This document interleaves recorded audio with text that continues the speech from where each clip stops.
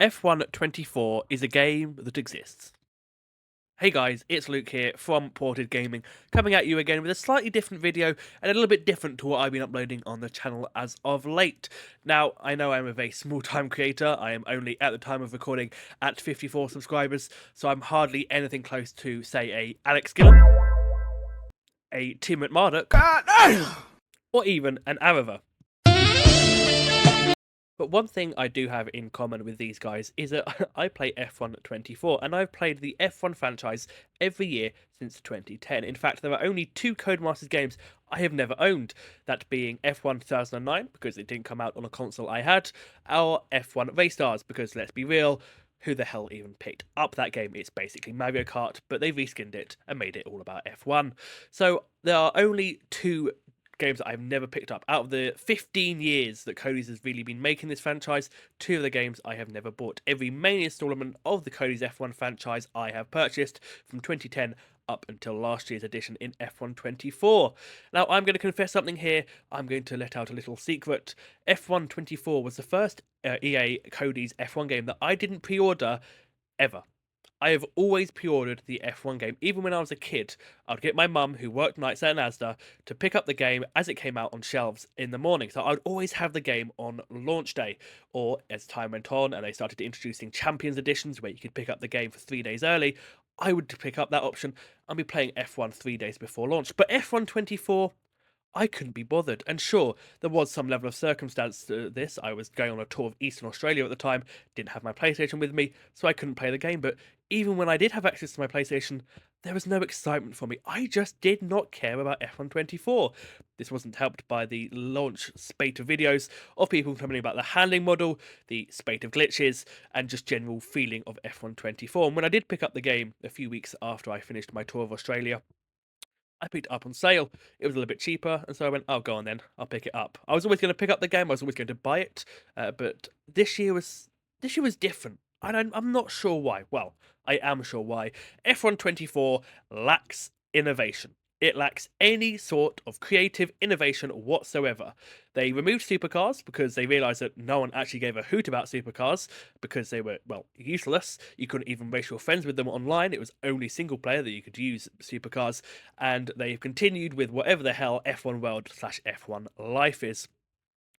So, what did we get instead of supercars? We got, wait for it, ladies and gentlemen, we got cutscenes in career mode. That's right, you can have secret meetings where you or the driver you are playing as sits at a table and either talks to someone or gets up and walks away angrily if they don't want to communicate with that team anymore. I know, absolutely fantastic. And especially when Cody's was really pushing this, all career modes being revamped for F1 24, when they were really pushing this byline of career modes different, that's all they added. My team hasn't been touched. My team hasn't pretty much been touched since it launched. It is just always there. There is no sort of difference. And that for me really kicked in when I got F1 Manager 2024. F1 Manager 2024 launched their own version of Creator Team My Team, and the level of detail and customization is incredible. Yes, you'll argue with me, oh, but that's a Creator Manager team. You have to manage the team. Of course, it's going to have more creativity. Yeah, of course it is. But this was their first attempt at it, and the customization of the teams, the detail puts Cody's to shame. I mean, we have had the same livery customization model for I don't even know how many years at this point. They don't change it. You can have 3 colors on your car, 2 colors on your car, sometimes 4 colors on your car, or if you're really unlucky and you pick a pre-designated one, you can't actually change it at all, like the Audi one, which I would love to, add stickers to, add different things to. If you want to cosplay as an Audi team in my team, you can't do it because you just have the basic Audi launch car that they launched with a couple of years ago, and it looks ugly. It has no sponsors on it, and it just doesn't look right within all the different liveries of Formula One. Cody's needs to change. It is no secret that this franchise has been going downhill since the heights of 2020 and 2021. The last 3 games have each sold worse than the game before. To the point now where at the moment F1 24 is currently on sale on Steam at a mind-bending 85% off. That is how desperate they are to try and get people back into playing these games. I did pick up F1 24. As I said, I was always going to. It's my yearly thing. Everyone has their yearly thing. Most people buy EA Sports FC or C or WWE. I buy F1 24, an F1 game. But this year, I just don't feel it. And F125 is due to be revealed any day now if they take last year's precedent as anything to go by. The reveal trailer could very well be on our doorstep by the end of this month at the time of recording. But I just don't care. I mean, I'll pick up the game. I love to league race and I'm starting to get back into commentating again after a sort of year out. But I just don't really enjoy the game. I'm only picking it up to do league racing, and the leagues at the moment are struggling. I'm currently in 3 different leagues, and out of those leagues, only one has more or less everyone turning up every week. One league out of 3 is able to get 20 drivers to race on a weekly basis, and that is not because those 20 drivers are enjoying the game. That is because the league that I'm racing in is fostering a really great community, and people play out of respect to the community rather than respect to the actual game or the actual state of F1 games.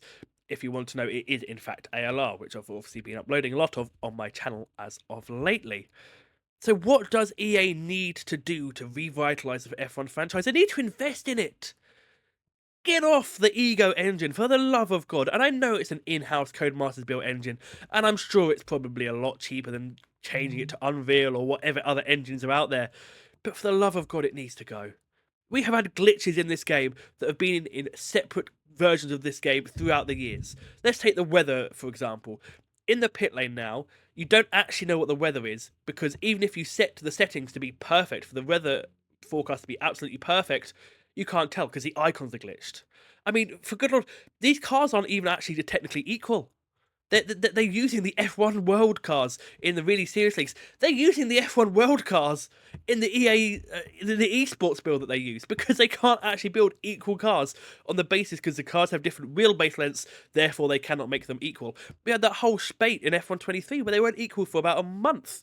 Like, really, really not equal. The tyre wear was horrifically unequal. And so all the big leagues were having to go to F1 World cars, which don't look anything like the current cars, and you can't really customize to look like the current cars because the livery options are so terrible in F123. This franchise has no innovation, nothing really drawing people back. I mean, imagine if they launched F125 and they announced that F125 is going to have F3 cars. Okay, I'm interested because F3 is something completely different. It's not a revitalization of a currently existing mode. It's not a silly thing slapped onto something else, silly skin, rebranding. It would be something genuinely new. EA needs to innovate. Cody's need to innovate. I want, in an ideal world, F3. Hell, even put an F1 Academy in there, because that would be something, wouldn't it? Having be able to drive in an F1 Academy car, and you can have progression. You know, if you want to play as a woman, go from F1 Academy to F3 to F2 to F1, or even just as F3 to F2 to F1. That would be incredible. That would really be a revitalization of career mode, not whatever shtick they slapped on F124 and marketed to us as if it was some massive career change. I mean, come on. Get classic cars back. I know the licensings probably aren't cheap, but god damn, if you put some historic cars behind a paywall, like Assetto Corsa does with some of their GT cars. I mean, don't make them stupidly expensive. I'm not paying 30 quid just so I can drive a 1991 McLaren versus a 1991 Williams. But, maybe put them behind a paywall or the podium pass, where the last part of the podium pass is a classic car. Give people enough classic cars to whet their taste, give them a good selection. And then people might actually give a flying hoot about the podium pass. People might actually buy Bitcoin. I don't know a single person in the F1 community right now who's ever voluntarily bought Bitcoin. You either get what you get when you buy the game and build it up through doing different podium passes, or you just don't care. And if EA really wants to monetize these games, if EA wants to make a buck out of these games, that's how you do it. Don't put it behind a massive paywall, put it in the podium pass, and maybe say, for £6, if you get the podium pass, you will get next season, you get the podium pass reoccurringly, like in Fortnite. You can build up enough Bitcoin to buy it reoccurringly, and at the very end, if you do everything and you get people coming back to keep playing the game, very end of the podium pass, you get a classic car.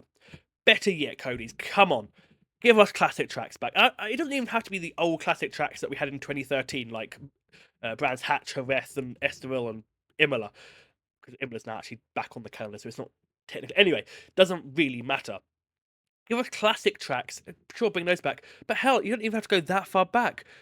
Bring back Sepang. Could you imagine playing on F125, the modern generation of these ground effect cars, which are really quick, going to Malaysia, or going to Hockenheim, or going to Istanbul, because that's got to be somewhere in the Cody's archives. It was last on an F1 game in 2011, so it's got to be somewhere. They have to give us something. It's no secret these games are failing each year.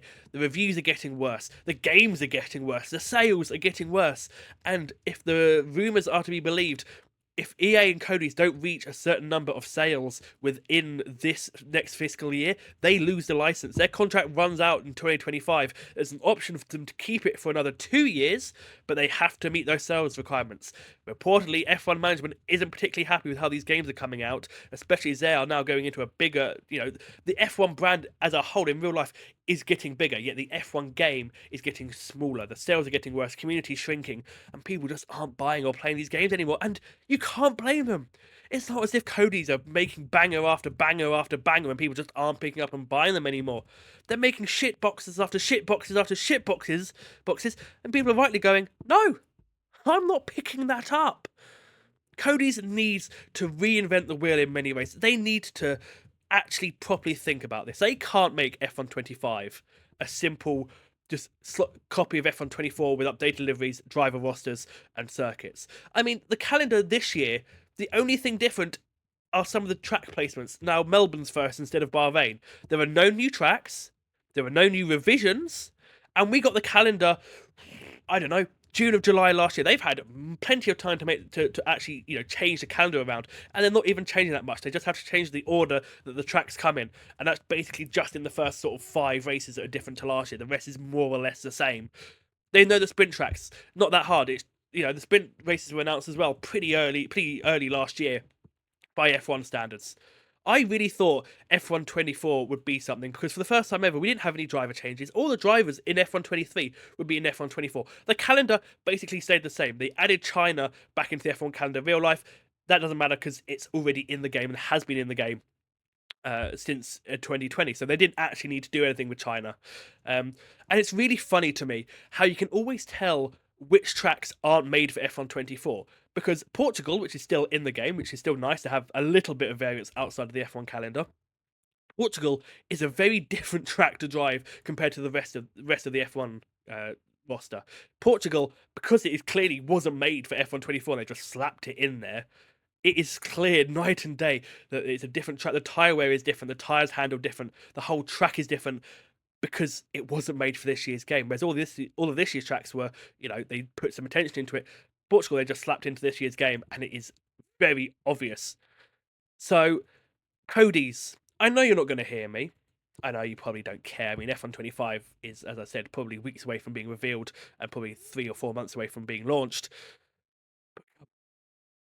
I am asking you, nay, I am begging you, as someone who has played every iteration of this F1 game. I stuck by you through 2014, through whatever the fuck 2015 was. I stuck by you, and now I'm asking you to stick by us. I'm asking you just to please listen to this community. If F125 is a solid foundation and you are able to keep this licensing, for F126, which I know would be quite a big ask, considering it's a whole new regulation cycle, we have a whole new track joining the calendar. I know, exciting. But please, actually listen to this community. Bring back the things we like. Sure, it may not be cheap, and you may have to actually, I don't know, spend money on this game. What a concept that would be. But please, I beg of you, bring a certain level of life back to these F1 games. Bring back new features, bring something new to the table, or bring back old features that we really want. Change my team, update my team, revitalize it. Please listen to this community, because this community only wants what's best for these games. They're not trying to get you. They're not out to try and do you in and stab you in the back. But I can assure you, Codemasters, I can assure you 100% that if F125 launches and we have the same shtick that we've had with 22, 23, and 24, we have glitches that have been in this game for years, we have a horrible handling system, and we have no major new content, you're going to lose this license, Cody's. And I won't be surprised if you do. I won't be shocked if you do. Hell, I might even celebrate it if you do. So please, guys, pull your heads out your asses, do what you need to do, spend a little more than £5 on a game, and get it good. Get F125 back to the levels of quality of F1 2020, 2021. Hell, even 23, because I actually like that game, which makes me in a minority, but I did like F1 23. And that's not because I won a league race or a league championship, although it did enjoy 23. And so, Cody's, for the love of God, do something for once.